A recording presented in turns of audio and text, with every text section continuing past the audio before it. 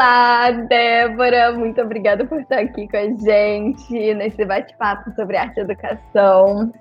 Muito feliz de você ter aceitado estar aqui comigo, apesar de estar nervosa, o que é comum, super comum, todo mundo sempre fala que está nervosa.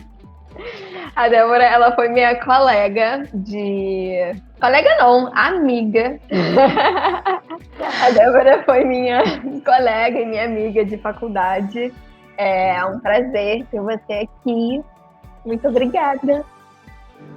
Se apresenta pra gente, se apresenta e fala sobre você, para quem não te conhece. Eu sou Débora, tenho a minha formação em pedagogia pela FEBEF UERJ, junto com a Gabi, e hoje me vejo trabalhando, né, na escola, vivenciando esse mundo, e eu estou muito perdida. Eu vou conseguir construir, mas vamos lá. Ainda mais nesse momento, né? Acho que a pergunta é quem não está perdido nesse momento? Nossa, menina, você poetizou aqui uma dificuldade de oratória que saiu muito lindo. Então, assim, eu estou me formando ainda, eu não terminei a faculdade, estou me formando em pedagogia, mas já atuo na área como educadora. E é isso, eu venho tentar compartilhar aqui com vocês algo do que eu sei, algo do que eu vivo, se é que sei, e se não sei, vou aprender. Você sabe muito sim. A coisa que eu tô gostando muito de perguntar para todo mundo é qual foi o seu primeiro contato com a arte? Qual o primeiro contato que você lembra, assim, que você teve? Olha, dança, a dança. A dança sempre foi uma questão muito natural minha. Muito antes da escola, porque normalmente a memória que se tem é dos momentos de arte na escola, né? Mas aí eu consigo ver antes disso e vejo que eu era uma criança que já dançava, sem essa ideia profissional da dança, né? Até hoje. Eu não tenho formação em dança, mas o meu corpo já era um corpo dançante desde muito criança. E aí eu tinha também eu tenho uma referência em casa, que é a minha mãe, que também tem o seu corpo dançante e sempre trouxe para mim a memória dela de quando ela dançava. Ela tinha grupo de dança, o meu tio, o irmão dela, também dançava, fazia parte de um grupo. Então, todas essas memórias, não só mentais, mas a memória do corpo, sabe? Sim. Eu sei que o movimento do corpo, a dança, ela já me convidava desde muito cedo. E aí, né, ao crescer, você vai tendo acesso a outras coisas, a músicas, a vídeos, a própria escola, e isso vai ampliando. Mas ser a arte natural, a dança. Desde cedo, né? Eu acho o interessante que eu gosto de fazer essa pergunta é como todo mundo sempre remete à infância e também à família. Sempre. Você falou aqui sobre como isso é desde muito cedo e o quanto a sua mãe também é ligada a isso, a dança em si. Vocês dançavam quando você era pequena? Sempre dancei com a minha mãe. E o engraçado é que a gente tem passos iguais, sem ensaiar. Quando Incrível. eu digo a memória do corpo, é algo muito real, muito palpável. Ela tem um passinho com os pés, é quase James Brown, que é dela. E que eu sei fazer igual. E nunca Sem teve ela. aquele momento assim, eu vou te ensinar esse passo. Não. Não é verbalizado. Eu vou ensinar para você este passo. Não, só vivido junto. E aí, inclusive, no domingo agora, nesse final de semana, a gente estava dançando. Eu estava ouvindo umas músicas e tal, e aí eu convidei, mãe, vamos dançar? Porque eu acho que é um momento que a gente interage e se diverte, sabe? E a gente se conecta real, assim, dançando. E aí, esse passinho veio. Esse passinho surge, entendeu? Ele surge do nada, e aí é muito, muito divertido. E fora a dança, tem a questão com a pintura também. Eu sempre... Claro, né? As crianças, elas são estimuladas a pintar. que eu tinha um apreço maior pela pintura. E quando falo também dessa memória, é interessante por quê? Porque meu pai é quem pinta. Meu pai trabalha como cartazista, mas ele faz desenhos, né, de pessoas e tudo mais. Ele só não se profissionalizou nisso. Uhum. Mas é algo também que ele aprendeu nascendo, nunca fez curso. E eu não convivo com meu pai desde os meus 3 anos de idade. Mas desde quando eu comecei a pintar, traços dele também apareciam nas minhas pinturas. Isso eu digo pelo que minha mãe me fala. Uhum. O jeito que eu sentava, a forma que eu segurava o pincel ou o lápis, o cuidado para poder traçar os contornos e não querer borrar. Era uma obsessão. Eu não posso borrar isso aqui, eu não posso, sabe, fazer essa curva. Muito firme e leve que remetia às mãos dele quando pintava. E aí na escola, e aí a gente vai acabar indo para a escola, que eu era justamente a criança que gostava muito, muito, e eu dedicava muito do meu tempo precioso nisso. Até que um dia, isso na educação infantil, por eu ter muita calma e muita paciência para fazer, eu era sempre a última criança a terminar o meu desenho. Porque aquilo ali, para mim, não era uma meta, né? Eu tenho que fazer agora em meia hora, porque daqui a pouco minha mãe vai me buscar. Isso é a meta que a professora tem na cabeça dela, do fluxo do dia dela. Eu só queria viver a pintura.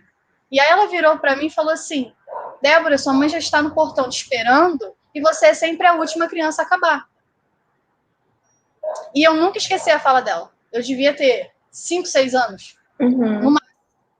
E como que essa fala dela me marcou como? Você precisa pintar rápido. Sabe? É quase como se tirasse justamente essa minha magia, essa coisa que eu estava ali com a cor e traçando as coisas, imaginando, criar várias coisas. E aí, tipo, corta aquilo de uma forma até sutil, né? Até sutil, mas que me marcou. E no decorrer, assim, da vida escolar, eu senti que eu perdi. Não perdi, mas ficou adormecido o gosto pela pintura e o fazer mesmo.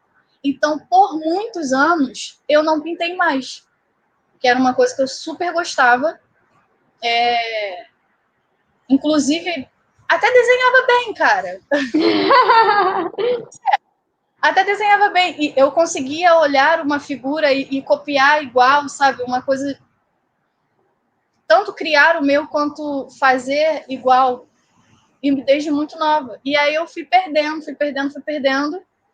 E aí me vi agora, enquanto educadora, retomando esse fazer de uma forma muito bonita. Mas é só para poder fechar isso no dia atual, é que no meu trabalho a gente faz os convites de arte, né? Você não coloca todas as crianças juntas numa sala para poder todas pintarem ao mesmo tempo. Elas vão de acordo com o interesse delas. Então, se agora eu estou no momento de fazer uma arte em aquarela, eu vou fazer. Mas eu tenho todo um ambiente preparado aqui que eu posso ir brincar com Lego, por exemplo. E num desses convites de arte, que 3 crianças ou 4 se interessaram a fazer, e eu estava ali, e era um convite de pintura em aquarela. E aí eu fiquei sentada observando, né, os traços que eles faziam, quais as cores que eles se interessavam para usar. E aí quando eu olhei a aquarela assim, despertou um pensamento de eu vou pintar com eles. Peguei uma folha, um pincel e comecei a traçar uma paisagem que eu tenho uma saudade assim de uma viagem. E aí comecei a fazer. Quando eu vi pronto, e eu olhando ali, sentada na mesa com as crianças, traçando aquilo, e aí vi pronto, eu falei, caramba, estava aqui o tempo todo. Estava aqui o tempo todo e eu consegui reconectar, resgatar essa memória junto com as crianças. E aí o que é que a gente lembra, né? Que a faculdade não pegou muito, coitado do Paulo Freire, mas ele está aqui comigo. E a gente, né, Anjo? A gente aprende ao ensinar, né? Então, tipo, eu não estava ensinando eles a pintarem, eu estava vivendo o momento com eles e resgatei uma coisa que era super importante para mim, de uma forma muito natural. E desde aquele dia, eu fiquei muito emocionada, inclusive, eu chorei na mesa. Eu chorei aqui. Chorei. É um momento assim, muito especial. eu olhei para a pintura assim, olhei para as crianças. Assim, valeu, sabe? Aquele momento me valeu muito. E no mesmo dia, eu comprei folhas e aquarela e pincéis. E estão na minha casa. E aí, toda vez que eu tô ou inspirada, ou esses dois momentos, inspiração ou cansada, chateada e que eu quero externalizar de alguma forma, eu vou e pinto. E aí eu colo no meu caderno. E, nossa, é muito especial assim, esse resgate. E ele é bem recente, até. Nossa, muito obrigada por compartilhar isso, porque eu acho que é uma síntese muito prática de tudo que a gente vem vendo nos outros bate-papos, assim. Você falou sobre algo que veio da sua família, algo que você tinha inspiração no seu pai, e como isso foi cortado, não necessariamente pela fala da sua professora, tudo bem que ficou muito marcado, a gente tem o professor como algo muito precioso, né? E quando ele vem com algo tão duro assim, a gente é impactado por isso. Eu também tenho falas da minha infância de professores que ficam assim, ai, por que ele falou isso? Foi tão duro. E às vezes nem foi. A gente que viu com esse olhar, né? E também pelo corre-corre do dia a dia, você foi acabando deixando por lado, de lado. E é como se você, num espaço-tempo, tivesse sido teletransportada pelo mesmo momento que você pausou o, a, sua, a sua obra de arte. Assim, eu não sei se você se lembra, eu não sei o que você estava desenhando naquele momento que a professora falou aquilo, mas se fosse o mesmo ambiente, eu não me surpreenderia. É aquele momento que, se isso fosse um filme, todo mundo ficaria assim, ai, claro que não. Mas é uma história de um filme. Caraca, Você retornou a sua fagulha, a sua paixão por pintar numa sala de aula infantil. Que agora é o seu trabalho, mas se a gente resgatar, é onde você pausou, vamos dizer assim, a sua paixão ali. Então, assim, incrível, incrível o quanto isso mexe com um lado tão sentimental, porque agora você falou sobre isso, você quer externalizar tanto coisas boas estando inspirada ou coisas não tão legais assim, aquele lugar meio cansado, você quer colocar para fora. E a gente bate nesse martelo aqui, nessa porta, nessa questão, todas as vezes o quanto a arte é sobre expressar, sobre externalizar, sobre falar de outras formas que a palavra não dá conta. A gente faz arte para isso, para poder falar de outras formas, né? E aí, você falou sobre a sua infância, sobre a escola e na faculdade, Débora. Qual o contato com a arte que a gente teve, né? Qual é o contato da arte que você lembra lá que a gente teve contato? falta-me palavra. Foram poucos, né? Eu acho que é inevitável que uma crítica venha. Uhum. Eu tenho muito orgulho, né? Para não trazer só a questão negativa, a gente está dentro de um recorte sobre a arte, na educação e tudo mais, mas até que chega, né? Para não soar tão Sim, negativo. sim. Você bem, como eu bem sabe, que a gente teve um currículo muito, muito pautado sim na educação infantil, né? Uhum. Sim. Diante das etapas de ensino, a educação infantil era um pilar, de fato, Sim. e tinha um currículo muito político.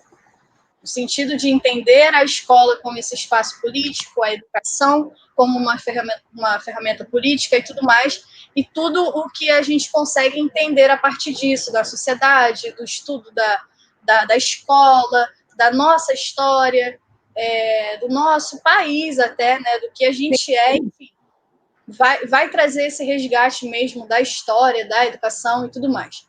Mas quando entra no campo da arte, o que eu sinto é um vazio. Um vazio por quê?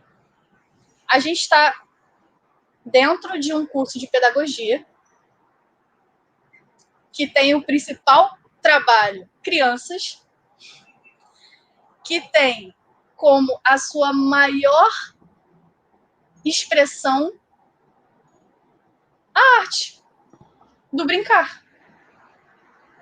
O brincar é a principal linguagem da criança. É no brincar que ela aprende, que ela se relaciona, que ela descobre as suas potências, as suas habilidades, que a gente vê a essência da criança, né? É no brincar. E é aí onde também essa arte, essa poesia acontece, essa poesia da infância acontece. E aí quando eu vejo um currículo de uma disciplina que parece que o sentido de infância é esvaziado, não faz sentido para mim. Eu esperava uma outra arte. Eu esperava não ser professora de arte, não. Eu esperava ser uma pessoa que ia conseguir acessar o mundo da infância. Eu acho que trabalhar com arte é isso. Eu tenho que sair do meu mundo adulto e acessar aquela criança. Como que ela pensa, como que ela vê as coisas, como ela sente, não é a forma que eu sinto como adulto, né? E aí tem uma disciplina que eu não consegui, por exemplo, acessar o que é a infância, de fato. O mundo mágico da infância. Eu acho que o mundo, como é que eu posso dizer, formal da infância, a gente teve acesso. Que a infância é de tal idade para tal idade, se desenvolve de tal forma. Eu estou falando o mundo mágico, o mundo do faz de conta, o mundo simbólico, sabe? Não consegui, não teve. E aí, se eu não acesso a infância, e se eu não respeito esse mundo imaginativo e simbólico, eu não consigo trabalhar arte na infância.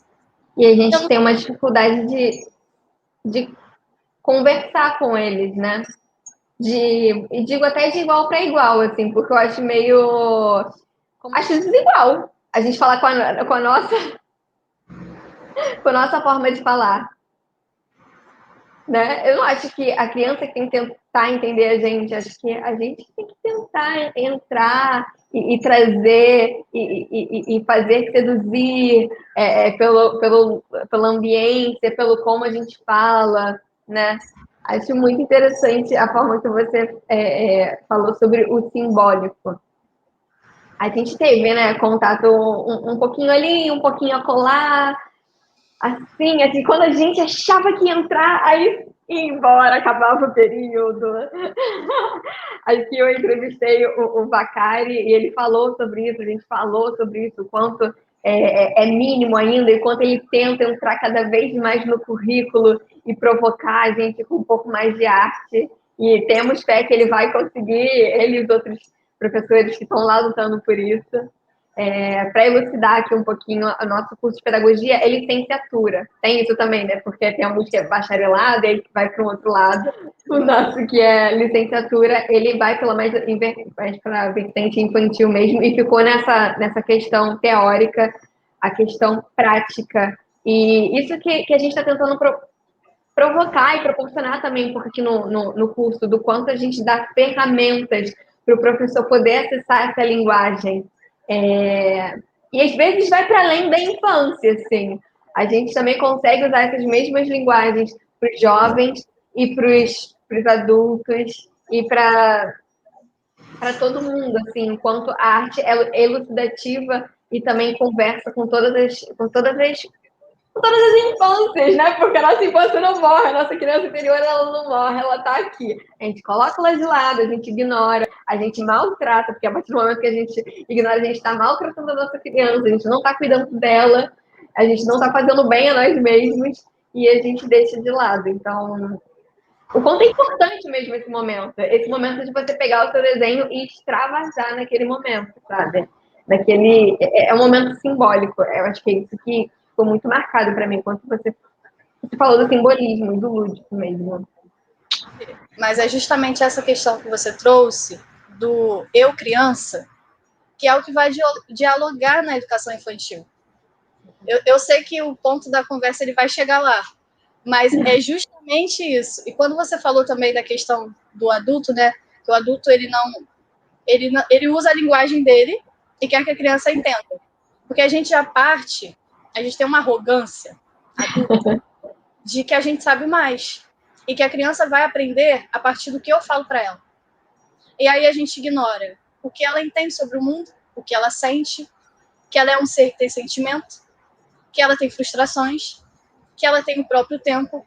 A gente vai ignorando tudo isso. Vai ignorando tudo isso e aí eu jogo um livro, né? Já pronto, que eu preciso que ela me atenda. Uhum. Mas ela não vai me atender. Ela não vai atender porque a linguagem dela é outra. E aí a criança se frustra de um lado, porque, na verdade, a educação ela vai fazer com que o aluno tenha culpa, né? Que ele não é capaz de entender, ou enfim.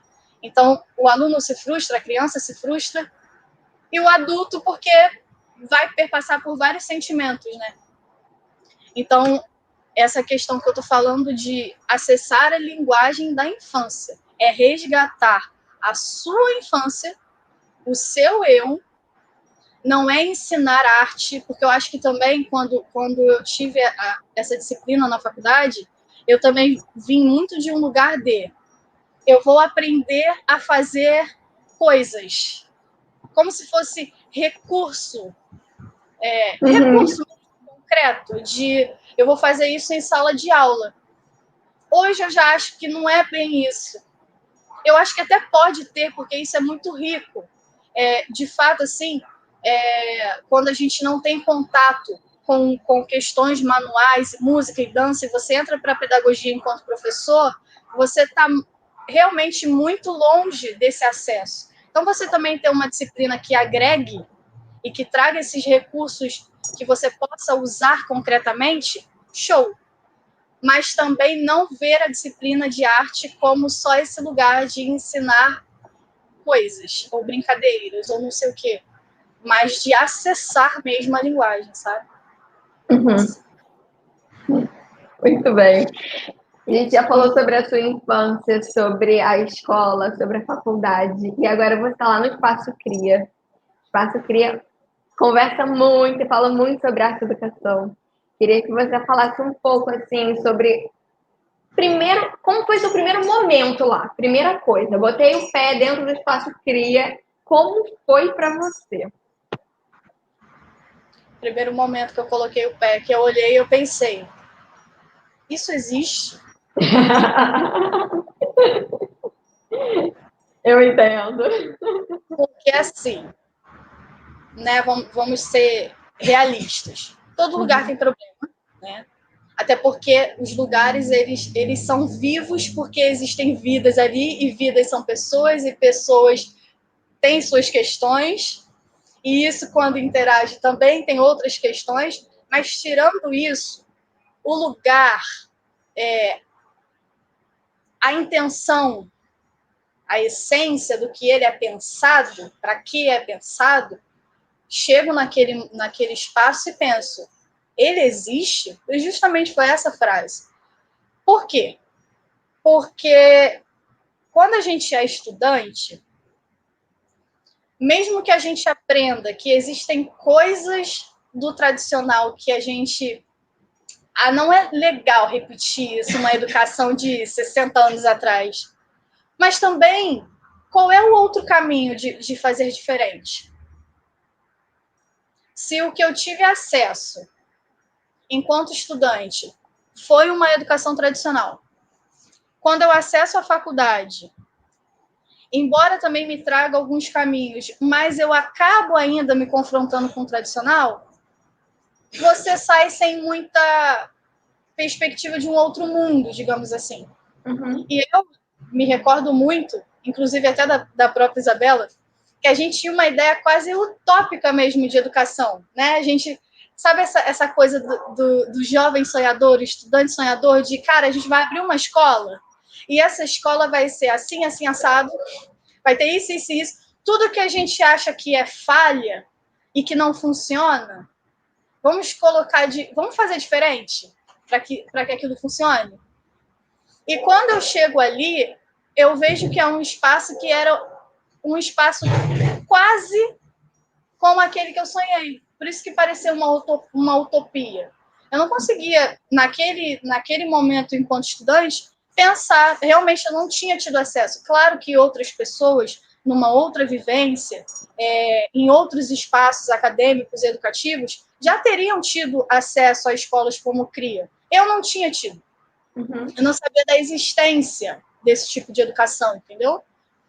E aí, chegar num espaço que, dentro de um brincar livre, de respeito à infância, com uma essência que respeita a expressão da infância como seu principal pilar mesmo, né? Porque, assim, para poder elucidar também, o CRIA, a sua diretriz é a educação viva e consciente. Ela não é entendida como uma teoria de pedagogia. Sabe essas teorias que a gente aprende? Teoria tal, não sei o que, não sei o que. Não chega a ser uma teoria, mas é uma prática, entendeu? Uhum. E que essa prática ela vai realmente dialogar com essa questão da arte, e com a questão do brincar, e com a questão da expressão livre, o livre de ser, de pensar e brincar. Então você chega no espaço, você vê as crianças entendendo a si mesma dentro de um território que a gente entende como um território de quintal, né, uma comunidade e natureza, e você vê as coisas acontecendo, você pensa, caramba, é possível. É possível. Então, assim, para responder a sua pergunta, é justamente esse choque de, caramba, é possível, esse lugar existe, então eu tenho outros caminhos para percorrer, a não ser aqueles que eu passei ou aprendi, sabe? É muito bom ver você falar isso, porque assim, eu falei exatamente, não exatamente isso, mas eu falei sobre essa questão do choque na entrevista da Denise, que o meu primeiro contato com o TA foi, caramba, existe! O TA é esse rolê também, né? Mas diferente do TEAR, assim, o TEAR são só cursos livres, é algo extra, né? Tem também Sim. o quintal. Eles são super parecidos, assim. Eu nunca fui no Espaço Cria, a Débora nunca foi ao TEAR. Na verdade, é algo que a gente quer fazer esse intercâmbio, mas quando a gente fala sobre uma e outra, como a gente trabalha nesses locais, a gente sempre fala assim: você precisa ir, você precisa conhecer, porque é muito parecido. Mas diferente do TA, o Espaço Cria, ele é um ensino formal, vamos dizer assim, né? Porque ele tem ensino infantil, são todos os dias. Fala um pouco sobre isso, como é lá o ensino em si. Eu faço parte do ciclo 2. Não, vamos lá, antes disso. O CRIA, ele se divide em ciclo 1, ciclo 2, 3 e 4. Ciclo 1 é o berçário, né? Os bebezinhos picorruchos de 0 a 2 aninhos por aí. O ciclo 2 atende as crianças de 2 anos e 6 meses a 4 anos e meio. Depois o ciclo 3, de 4 anos e meio, 5 anos, até os seus 7,5. E o ciclo 4 é o ciclo mais recente, que é o início do ensino fundamental. Uhum. Aquele momento da pré-alfabetização, sabe? E então, assim, a escola se divide dessa forma. O ciclo 2 são crianças que elas já passaram por esse processo de do eu. Eu sou um bebê, né? Então eu estou conhecendo o mundo aqui no meu corpo, né? Eu vou me lambuzar de tinta, porque o corpo é o meu mundo, não é isso? E aí eu vou botar a mão na terra. Eu ainda não faço relações com a outra criança, eu não converso. Eu tenho a minha expressão, certamente, não verbal, eu tenho a minha expressão, mas eu estou no meu eu estou construindo o que eu entendo de mundo, eu estou tendo acesso, dentro desse contexto do CRI, eu estou tendo acesso à natureza, então eu vou colocar minha mão na terra, eu vou sentir os grãos da terra, eu vou sentir as folhas caindo no meu corpinho, eu vou tomar banho dentro de uma bacia, eu vou poder me lambuzar de lama, eu vou poder ter acesso a materiais que estão disponíveis diante de mim, que eu possa ter acesso, eu vou poder me pendurar, talvez, em algum tecido da minha altura, coisas desse tipo, né? Desse mundo mesmo, desse universo que eu não adentro muito, porque eu não vivi o berçário. Mas vem desse lugar do eu, o mundo sou eu e o mundo através de mim, né? No ciclo 2, eu já consigo reconhecer o outro, é onde eu começo a construir as minhas relações. Então, eu já entende-se, né, que eu já entendi que existe um outro além de mim, eu já entendi o meu corpo, entender o corpo no sentido de existência, né? Porque ali a expansão, a amplitude, o movimento, ele vai ser construído no ciclo 2, mas de existência, né?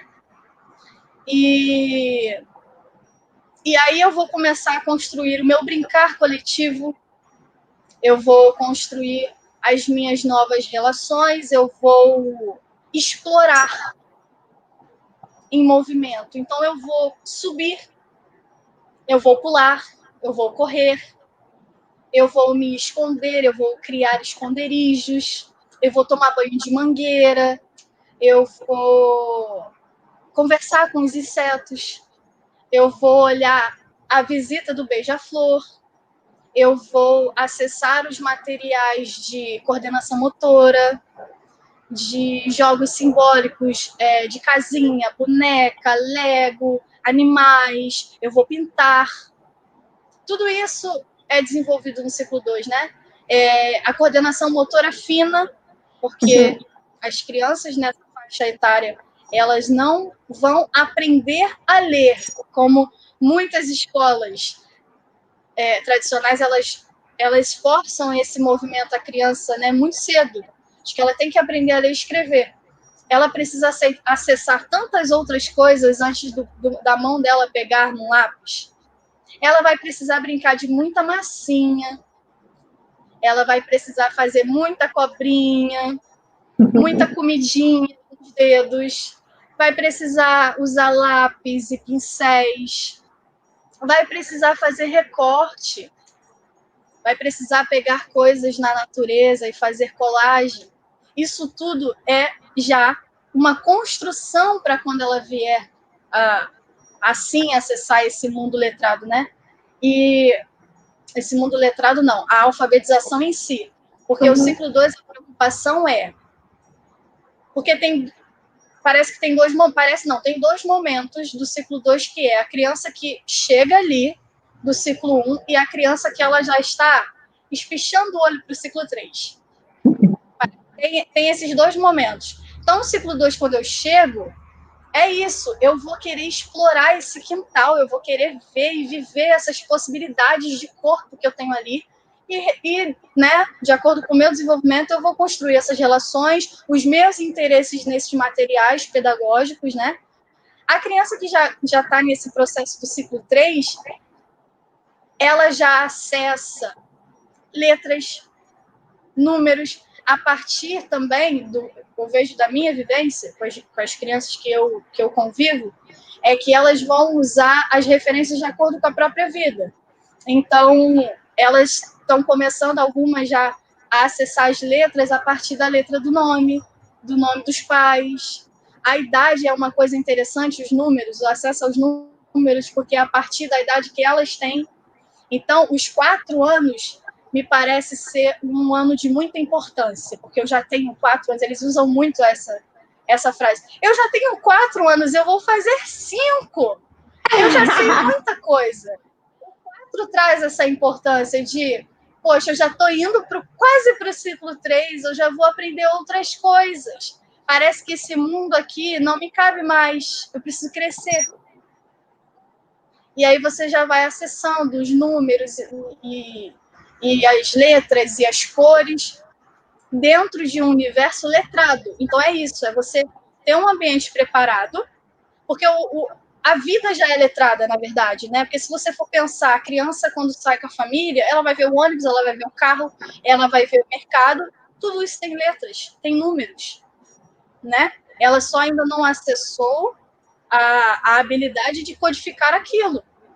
Mas a letra está ali, ela faz parte do nosso mundo.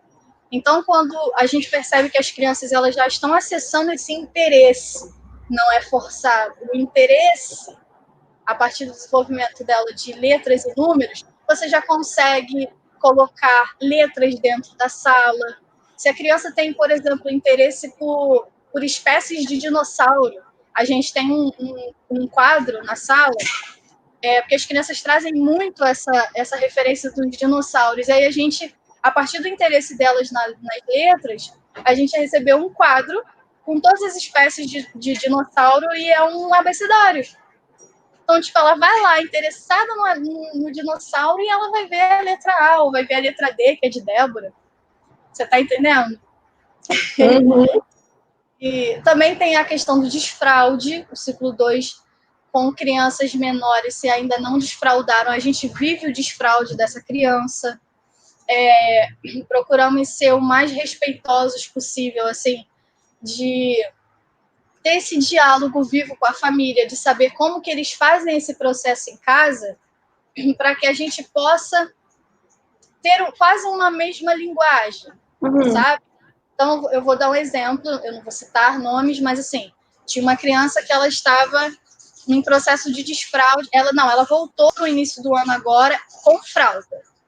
Mas a família entendeu que, e ela mesma já demonstrava sinais de que ela podia fazer aquilo, entendeu?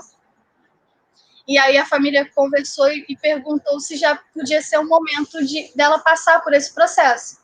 E a gente falou que sim e que a gente ia apoiar. É o apoio.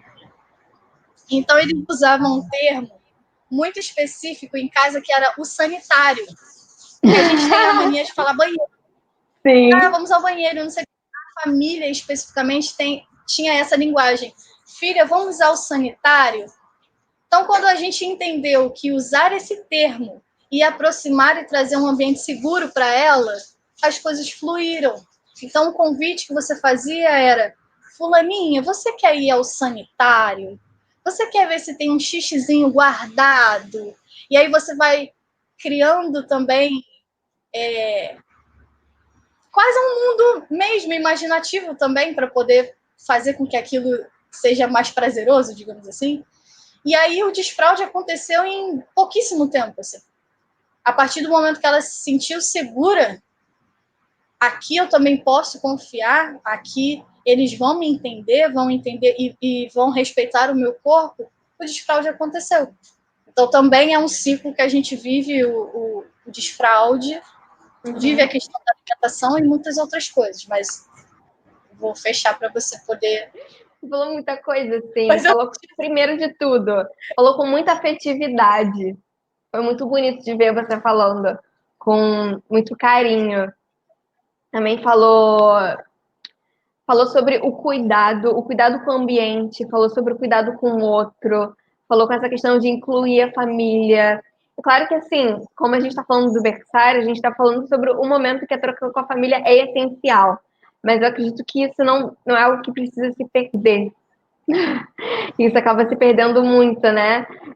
E não necessariamente assim, é claro que a escola precisa ter um diálogo, né, com a família, mas acho que o quanto a gente e como a gente lida com o aluno e passa as coisas para ele, o quanto pode ser fomento para para ele dialogar com a própria família, né?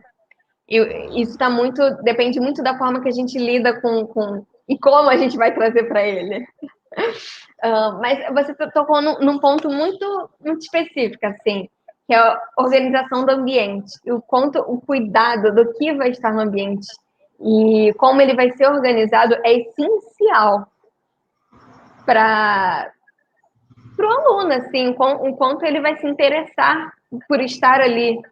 Queria que você falasse um pouco sobre isso, que eu acho que para vocês também é algo essencial. Total.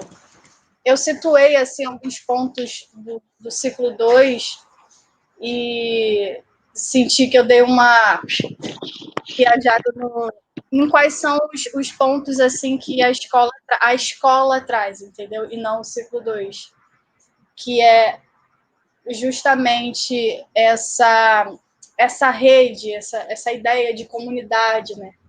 De criança, educador, família. O educador é visto como um guardião daquele desenvolvimento. A gente usa o termo guardião. Então, eu estou acompanhando esse processo, eu vou mediar esse processo, eu não vou intervir, né? Eu não vou podar, eu não vou oprimir, eu vou mediar e acompanhar, observar. Então, são palavras que a gente usa muito. Que é uma coisa que a gente também perdeu muito, que é o poder de observação, né? O poder de silenciar. Silenciar para aprender, silenciar para sentir. A gente faz e atropela. E aí Viver o você... momento presente também, né? Estar presente no momento presente. Justamente, é a presença. Eu acho que a gente num todo, né? Não digo nem Sim. uma questão educacional, não, mas aí na questão educacional isso aflora. Parece que a presença só é a presença quando fala, ou quando intervém, ou quando impõe. A presença também é estar trazendo segurança. É o olho no olho. Eu estou aqui, você pode confiar em mim. Você caiu agora, você está bem, eu estou aqui com você, eu vejo você. Trazer essas palavras, isso é presença. Então, é um trabalho, né, mediante a essa expressão livre do brincar. É um trabalho que tem também esse diálogo com a natureza. Então, vai trazer essa importância mesmo desse quintal, desse pé no chão, dessa chuva que cai, desse contato com a natureza, da alimentação orgânica também, do incentivo à autonomia da criança. É um pilar também muito importante, que a autonomia ela vai ser construída em muitos momentos, assim, a gente é com elas e não por, assim, não faz por elas, sabe? Eu Sim. vou acompanhar, então vou dar um exemplo. Dentro dessa questão do ambiente preparado, porque aí eu já consigo fazer esse link. Perfeito. Se eu tenho um ambiente que disponibiliza ganchinhos que penduram as mochilas, não da minha altura enquanto adulta, mas da altura da criança, o que que isso já gera no fluxo daquele dia? A criança ela vai poder chegar, ela vai entender que aquele espaço é dela, para a mochila dela, e ela vai conseguir ir ali pendurar. Se eu tenho móveis, né, da altura dela, ela entende que são móveis e materiais que eu posso usar, são para mim. Eu não tenho que estender a um ser maior que eu, sabe? Essa coisa de grande, Estar pequeno. pedindo, né, também. Pedindo se eu posso brincar. Então, justamente isso, a autonomia do espaço, desse ambiente preparado, a autonomia do próprio corpo de incentivar e acompanhar o vestir, o ir ao banheiro, o se alimentar. Na época de pandemia, especificamente, não lá, né, a gente não está podendo mais fazer esse movimento tão autônomo das crianças se servirem. Porque antes da pandemia, você tem um espaço, um aparador, e ali a gente disponibiliza as comidas e elas conseguem acessar e colocar, e a gente vai ajudando, né, óbvio, porque às vezes coloca quantidade que não é para colocar, que não vai comer, tem dessas coisas. Tem essa questão da autonomia, tem a autorresponsabilidade, porque a gente vai também fazer muito esse diálogo vivo com as famílias. As famílias, elas fazem muito parte da vida educacional dos filhos, que é uma coisa também que a gente sente muita falta, né, na realidade de outras escolas, que o professor, ele sozinho para educar, cuidar, ensinar e responsabilizar e resolver problemas familiares dentro de sala de aula com 40 alunos. Então essa autorresponsabilidade da família, do educador, então são pontos chaves do trabalho, sabe? E também esse lugar da afetividade que você trouxe. É um ponto que a gente preza real, assim, é a verdade. A verdade, o sentimento real. Se eu estiver chateada ou muito cansada, com aquela criança, por exemplo, às vezes a gente fica cansado. Sim. Eu não preciso forçar que eu tô feliz. Contando que eu trate ela com carinho e respeito, óbvio. Mas, por exemplo, se eu não isso acontece muito, assim, às vezes eu tô chateada com alguma coisa com uma criança específica dela está fazendo determinadas coisas que não são para fazer dentro de uma lógica de convívio. E aí a criança está fazendo e aquilo ali vai te desgastando durante o dia. Chega um momento que você está no seu limite já. Para não exceder esse seu limite e que você desrespeite ela, né?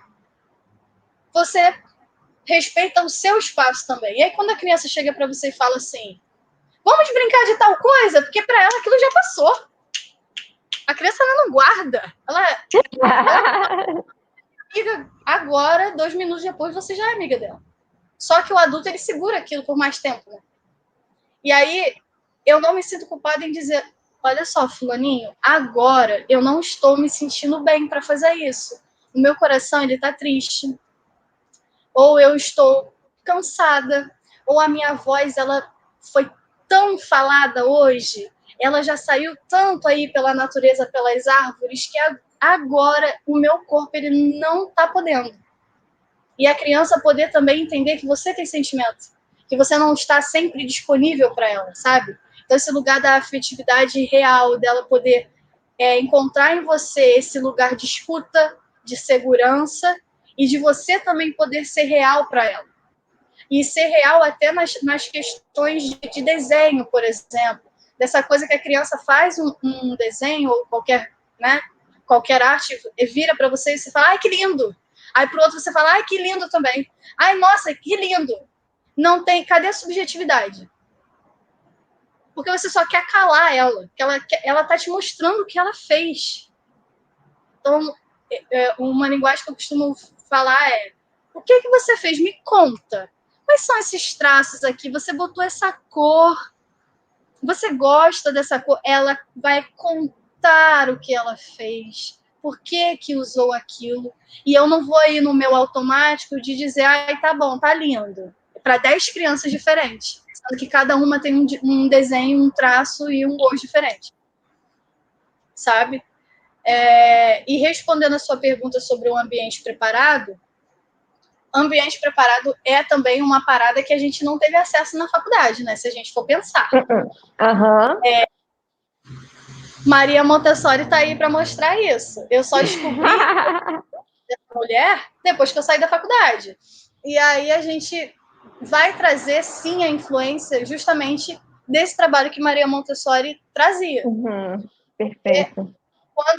Quando eu digo da autonomia, por isso que está justamente ligado a esse ambiente preparado. Então, assim, se eu tenho o ciclo 2, que são crianças que têm um momento específico de aprendizagem, embora elas estejam em momentos diferentes também, eu tenho materiais que acompanham aquela fase. Uhum. Então, eu vou ter Legos, eu vou ter blocos de montar, eu vou ter pescaria, né? material de concentração, jogo de memória, quebra-cabeça, aqueles alinhavos, aquilo é maravilhoso, eu descobri. Que é ficar fazendo assim, ó. Tem a figura e aí você pega o barbante, você vai traçando aquela figura, aquilo ali é maravilhoso, é terapêutico. É terapêutico. Tem os telários também, que na nossa sala eles ficam na parede, que é justamente também para auxiliar nessa coordenação. Então são telinhas assim, sabe, desse tamanho. Uhum. Aí elas vão trazer botões, diferentes tipos de botões, cadastros. Então é muito interessante que você vai vendo que cada criança está num momento diferente. Tem crianças que ainda não acessam, não se sentem instigadas a olhar aquilo na parede. Aquilo parece que tá ali. E existem já a criança que vai chegar e vai pegar e como é que faz isso aqui? Ela já vai ter um interesse já, sabe? E aí você vai lá, vai acompanhar e ela pega o botãozinho, faz assim. Então essa é a importância daquele ambiente, é se fazer dela ter acesso. Então as coisas, os móveis são do tamanho delas. Falar um pouquinho sobre. Desculpa, vou te cortar um tiquinho. Falar sobre essa questão da Montessori, que eu acho que algumas pessoas não devem saber, que nem a gente não sabia. Sim. E ela fala sobre. Pode complementar se eu falta alguma coisa. Ela fala sobre os blocos, né? Colocar opções para os alunos. Então, assim, porque tá, a gente tá na primeira série, tá todo mundo na primeira série, né? A primeira série não existe mais, né? Ano. Ai, sou antiga. Primeiro ano, tá todo mundo no primeiro ano. Tá todo mundo igual? Não, não tá todo mundo igual, gente. Cada um tem um interesse diferente, cada um tem uma vivência diferente, cada uma tem uma coisa diferente. Então, assim, às vezes a gente propõe uma atividade para todo mundo e vai ter gente que não vai querer fazer. O que você faz com aquela criança que não quer fazer? Você força, você obriga, vai ter que fazer assim porque todo mundo tá fazendo? Não, gente, não. Você aqui que a Montessori faz e fala. Vamos dar opções. Então, assim, que nem a Débora falou, tem gente que gosta mais de Lego, então vamos colocar o Lego. Aí hoje a gente vai colocar um Lego, uns blocos e as telas. Pô, mas teve ainda assim gente que não se interessou. Então, amanhã eu vou botar o Lego, o bloco, a tela, e eu vou colocar umas comidinhas. Tem criança que gosta de brincar de comidinha. A gente vai colocar as comidinhas ali. E é sobre isso, e também é sobre você estar sempre mudando. Então, assim, essa semana foi essa. Semana que vem vão ser outras coisas diferentes, enquanto você instiga. E ela chega no mesmo ambiente, está tudo diferente. Ela fica assim, ué, e o que estava aqui semana passada? Foi passear, foi para outras crianças, a gente cria uma história também para elas ficarem instigadas, né? E é legal você falar assim, foi para as crianças do Amazonas. Aí você fala sobre Amazonas e quando voltar com uma folhinha diferente, uma coisa assim. Então elas devolveram e sempre tem uma coisa diferente. Que aí vai ao encontro do que eu acabei de falar. Você não inventa, você inventa, mas não inventa. Você traz, ó, tá vendo? Ela levou, mas aqui, provoca para trazer um outro assunto.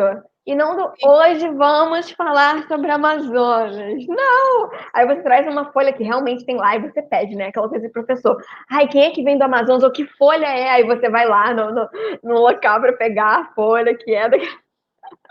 E que justamente entra também num outro trabalho do CRIA, que não muito do ciclo 2, não muito do ciclo 2, a gente inicia, mas ele é estruturado, digamos assim, mais estruturado formalmente no ciclo 4, que é esse método de pesquisa, de projeto. Sim. E é justamente isso. É esse ambiente vivo que vai me dizer o que aquela criança está interessada. Então, é o que você Exatamente. falou, hoje a gente vai aprender sobre a Amazônia.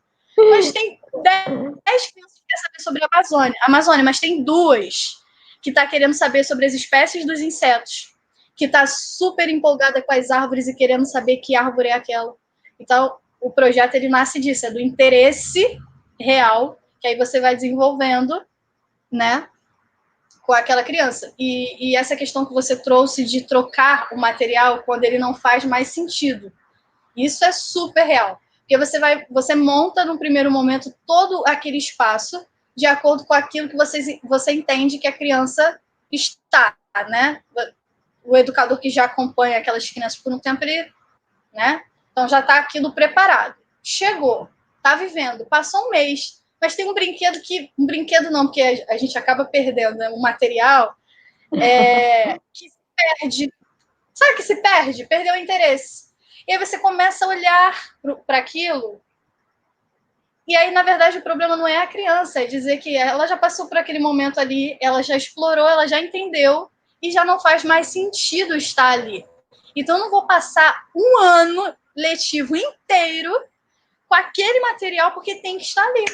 E aí eu retiro, e aí talvez num outro núcleo, numa outra sala, faça mais sentido para aquelas crianças lá. E aí inverte. Então, às vezes, tem material lá que também não está fazendo mais sentido. Aí você inverte, a criança chega, isso aqui não estava aqui, tinha outra coisa, sabe? E é justamente isso, é o vivo que instiga. É muito bom, né? Esses momentos de descobertas e essa coisa do.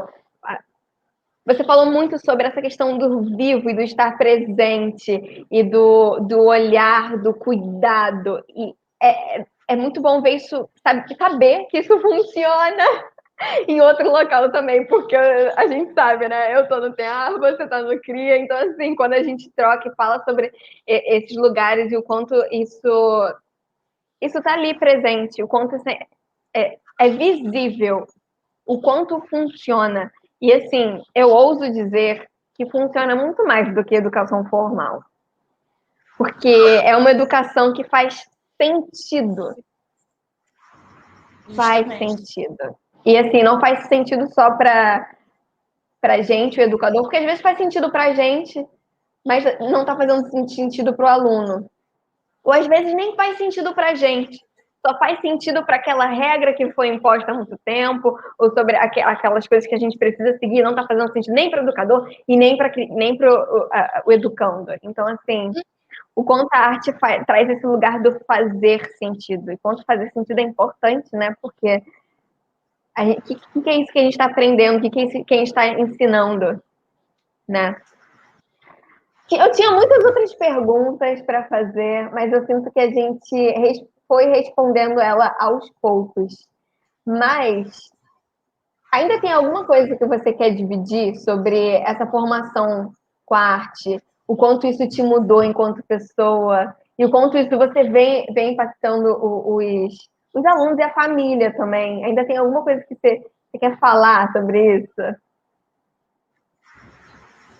Do autoconhecimento. Perfeito. É isso, quando você trabalha com a verdade, e aí retoma tudo que a gente falou sobre acessar a linguagem da criança, e recuperar e resgatar memórias, você se conhece. Então, eu não consigo, às vezes, talvez entender determinados sentimentos da criança se eu não olhar para a minha criança. E não é o minha criança do senso comum. Tem essa coisa, né? Minha criança interior tá viva. E às vezes, coitada, às vezes já tá nas últimas da respiração. É o eu criança que tá vivo. Que ele vai aparecer nos seus momentos de manhã, nos seus momentos de raiva, nos seus momentos que você quer se sentir acolhido e não é, nos seus momentos de carência. Por que eu tô carente? Ou por que eu estou responsabilizando tal pessoa ou tal ação por uma carência minha? Aí talvez aquilo não é nem daquele momento, não é nem responsabilidade daquela pessoa. Ou por que eu estou sentindo ranço e raiva dessa criança por isso que ela fez? Porque aquilo que ela fez me afetou. E me afetou por quê? Aí eu vou olhar para mim. Eu vou olhar para a criança e eu vou olhar para mim. Tem uma coisa, quando eu digo do autoconhecimento, que foi uma das coisas mais pontuais assim, que aconteceu comigo quando eu cheguei, que foi o medo. por ter sido uma criança bastante protegida, o meu brincar ele foi um brincar contido. Quando eu chego ali e vejo esse brincar de... Quando você vê, já foi? Desceu a ladeira, sabe? E aí, naquela Livre. tarde, foi numa tarde que eu estava acompanhando as crianças, elas estavam brincando, e aí uma criança pequitinha subiu, escalou uma parada que tem lá com barro e pedra e folhas, e ela subiu. Quando ela chegou lá em cima, ela falou assim, eu vou descer. E eu paralisei por 10 segundos. Eu paralisei, porque eu pensei, ela vai cair. Aquela coisa, esse sistema que mora aqui, em Débora e não nela, né? Eu paralisei por 10 segundos e falei, ela vai cair, ela vai se machucar, ela vai chorar, a responsável vai ser eu e vai ser um caos. Tudo isso em 10 segundos na minha cabeça. E aí eu senti que o meu corpo foi para não faça isso. Esse não faça, né? Não desça. E aí, cara, foi assim muito espetacular, porque eu me autorregulei. Eu senti que eu ia falar o não veio aqui, o não veio na minha mão, eu olhei para ela e eu engoli aquilo. Aquilo foi muito doloroso até, porque foi doloroso porque foi muitos pensamentos ao mesmo tempo, e aí, quando eu engoli, eu percebi que não era o medo dela. Ela ia descer. E até que se ela se machucasse, ela estava segura com aquilo. E tudo bem se machucar. Porque até o machucar também era uma coisa que eu queria evitar. Eu, Débora, / educadora, queria evitar. Mas é porque eu não queria me machucar. E aí eu olhei para ela, eu falei, ela é capaz, ela vai descer. E a Débora com medo, que não é a Débora adulta, é a Débora criança, vai aprender a lidar e regular esse sentimento. E aí eu fiquei parada olhando para ela e ela desceu com um sorriso maravilhoso, chegou lá embaixo toda suja, ela estava com a roupa branca, chegou com barro puro, e aí eu falei, você tá bem? Eu estava tensa, né? Falei, você tá bem? Ela, eu vou de novo! Pronto, aquilo ali foi libertador. Então... Muito mais para você do que para ela. Mas para mim, por isso que eu tô dizendo, aquilo ali foi... Cara, ela estava brincando, ela estava sendo ela estava desbravando e vivendo.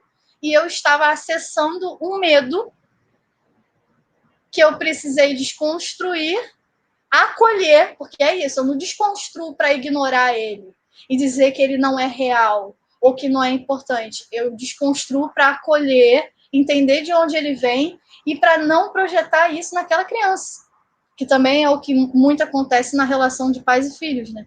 Então, enfim, cara, autoconhecimento. A importância de eu me ver, de reconhecer os meus sentimentos, das minhas conquistas, o que me frustra, o que me faz ser vivo, o que me traz um desconforto, e cuidar e acolher e saber olhar o outro. Sabe daquele conceito que a gente aprendeu lá na faculdade com uma professora que não viveu o conceito, mas a gente entendeu o conceito? Do conceito da alteridade, a palavra ela tá viva até aqui, hoje, viva em mim, sabe? Alteridade, olhar o outro, reconhecer e reconhecer a si mesmo. E entender que a criança é um ser com vontades e sentimentos. E respeitar. Exatamente. Olha, do início até o fim, algo que você falou muito, na verdade, não é que você falou muito, é o quanto foi expresso na sua fala sobre transformação. E o quanto você foi transformado e o quanto você está transformando através do CRIA. E assim, para finalizar com chave de ouro, quero te provocar com uma pergunta. Como seria a vida se não tivesse ar? Oca. Sem sentido. Triste. Porque... E aí eu digo por mim, não de um contexto macro, não. por eu ter entendido por muito tempo que eu era uma pessoa tímida, da onde que eu tirei isso? Acho que a gente vai acreditando. E a dança, eu me expresso através dela. Quando eu canto, eu me expresso através do canto. Quando eu tô com raiva, eu danço à la Beyoncé. A qualidade, ela nasce numa bufa, num leão, numa tigresa, numa coisa, que eu vou expressar tudo que tá aqui, que às vezes o que você falou lá na frente não sai em palavras, mas se manifesta no corpo, se manifesta no olhar, no fazer. Então, o que seria também das pessoas mais introspectivas se não pudessem se expressar de outras maneiras? Digo, por mim mesmo, sabe? Então, é onde eu consigo ser eu. É quando eu não... Sabe essa coisa que alguns cantores falam assim, eu sou muito tímido, mas no palco eu sou outra pessoa. O palco é minha vida. É porque é justamente isso. É naquela expressão que você se coloca. Ali você não tem medo de julgamento. Ali você não se sente feio. Você tem orgulho de você mesmo. Você cresce. Você, sei lá, é diferente. A tristeza até vai embora.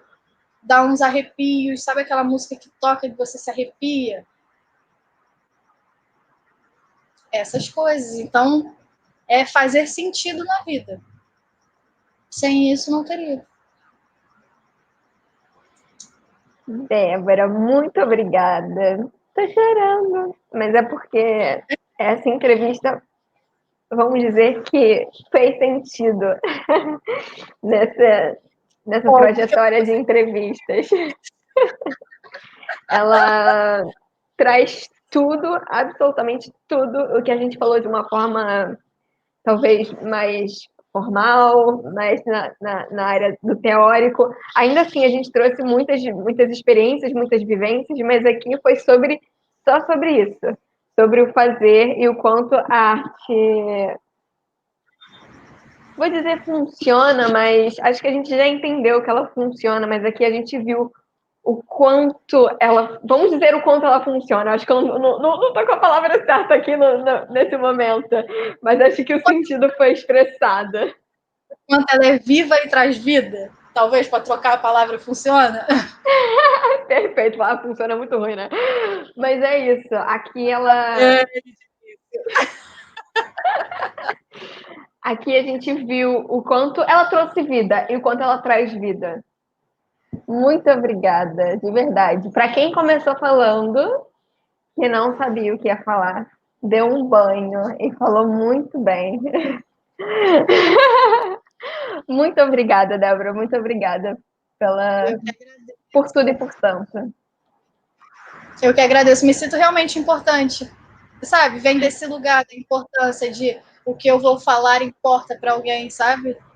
E é recente essa nossa saída, essa nossa formação, né? Então, mesmo que assim venha de um lugar próximo, que eu te conheça, não é uma pessoa que...